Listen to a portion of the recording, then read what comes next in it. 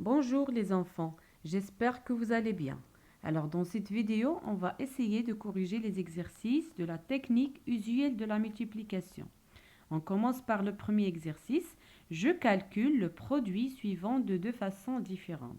Alors dans cet exercice, on a 23 fois 3. C'est un produit qu'on va calculer de deux façons différentes. Alors, la première façon, on va le calculer en ligne, en utilisant bien sûr l'arbre de calcul comme suit. Alors, la première étape que je fais, c'est de décomposer le premier facteur. Alors ici, le premier facteur, c'est 23. Le deuxième facteur, c'est 3. Donc, je décompose le premier facteur qui est 23 sous forme d'une écriture décomposée additive. C'est 20 plus 3. Je le mets entre parenthèses et je termine fois 3. Alors, qu'est-ce que ça veut dire? Donc, 20 plus 3, c'est-à-dire 20 se répète 3 fois et 3 se répète aussi 3 fois. Donc, on va multiplier 20 par 3, après 3 par 3 et ensuite on calcule l'addition des deux produits. Tout cela pour faciliter les calculs. Alors, 20 fois 3. Alors, pour calculer ce produit, toujours lorsqu'on a un produit dont les facteurs contiennent des zéros, toujours le zéro, je le garde. J'ai un seul zéro ici, je vais le garder à droite. Après, je calcule le produit de 2 fois 3. 2 fois 3, ça donne 6. Donc, le produit de 20 fois 3 égale à 60. Je passe maintenant à calculer le deuxième produit. C'est 3 fois 3. C'est-à-dire, je calcule le produit des unités. Alors, 3 fois 3, ça donne 9. Donc, je fais maintenant l'addition des deux produits pour avoir le produit de la multiplication 23 fois 3. Alors, donc, le produit égale à 69.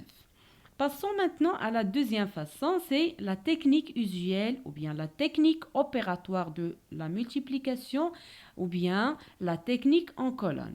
Alors, je pose le premier facteur ici, c'est 23, donc 3 dans les unités et 2 dans les dizaines, fois le deuxième facteur, c'est 3, donc j'écris 3 dans les unités puisque 3, ce sont des unités. Alors, je commence maintenant mes calculs à partir des unités. Donc 3 fois 3 égale à 9. Après, je passe à multiplier fois les dizaines. Donc 3 fois 2, c'est 6. Donc j'écris 6 dans la colonne des dizaines. Donc le produit égale à 69. Passons maintenant au deuxième exercice. Je pose et j'effectue les multiplications suivantes. On commence par cette multiplication, c'est 213 fois 3. Alors ici, on a le deuxième facteur se compose de trois chiffres, unité, dizaines et centaines. Donc c'est la même chose. Même si j'ai un nombre, le premier facteur se compose de trois chiffres, je vais appliquer la même méthode pour calculer le produit. Donc je pose le premier facteur 213 fois le deuxième facteur, c'est 3. Donc 3, ce sont des unités, donc je le mets dans la colonne des unités. Je commence maintenant à multiplier. Je multiplie 3 fois les unités, après 3 fois les dizaines, après 3 fois les centaines. Donc 3 fois 3, ça va donner 9. Donc j'écris 9 dans les unités. 3 fois 1, c'est 3. Donc j'écris 3 dans les dizaines. 3 fois 2, c'est 6. Donc, j'écris 6 dans les centaines. Donc, le produit égale à 639. Je passe à l'opération suivante. Donc, vous avez 331 fois 3. Donc, je pose de la même façon l'opération. Donc, 331 fois 3, c'est le deuxième facteur. Je commence maintenant mes calculs. Donc, 3 fois 1, ça va donner 3. 3 fois 3, c'est 9. 3 fois 3, c'est 9. Donc, le produit égale à 993. Très bien. Je passe à la dernière. Alors, vous avez 43 fois 2. Donc, je pose, comme d'habitude, l'opération dans le tableau ici. Après, je commence mes calculs. Alors, 2 fois 3, c'est 6. 2 fois 4, c'est 8. Donc, le produit égale à 86. Alors, passons maintenant au problème. Je lis. Alors, une fourmi parcourt 4 fois par jour le chemin entre sa fourmilière et un champ de blé. La distance entre la fourmilière et le champ de blé mesure 212 cm. Je calcule la distance, pardon, j'ai oublié l'article. Je calcule la distance parcourue par cette fourmi. Alors, la distance parcourue par cette fourmi, comment on va la calculer? Alors, tout d'abord, on va lire encore une fois le problème pour bien comprendre.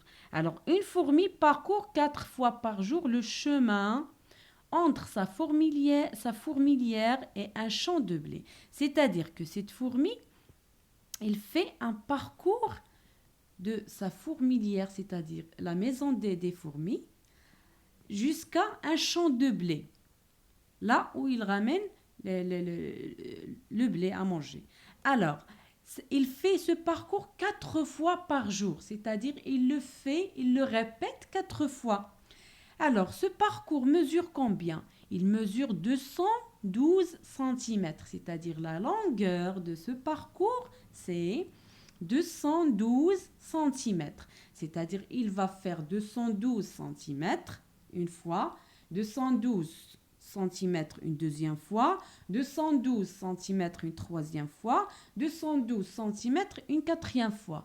Donc, on a ici 212 qui se répète 4 fois. Donc, automatiquement, on va faire la multiplication pour répondre à la question. Alors, on va faire, bien sûr, 212 fois 4. Alors, pour calculer 212 fois 4, vous pouvez poser l'opération dans un tableau des unités dizaines centaines. Sinon, vous pouvez tout simplement le faire comme ça. Donc, juste, on utilise le tableau juste pour garder l'alignement et pour garder la forme de nos réponses. Alors, je peux même le faire juste comme ça. Donc, je pose le premier facteur, c'est 212. Alors, comme vous voyez ici dans l'opération en bas, 212 fois 4. Donc, j'écris le premier facteur en haut, après le deuxième facteur en bas. Je mets un trait, comme on fait dans l'addition et la soustraction. Après, je commence à calculer. Donc, 4 fois 2, ça donne 8.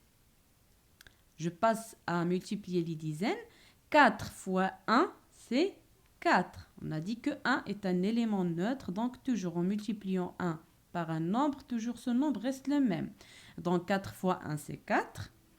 Je passe à multiplier les centaines. 4 fois 2, c'est 8.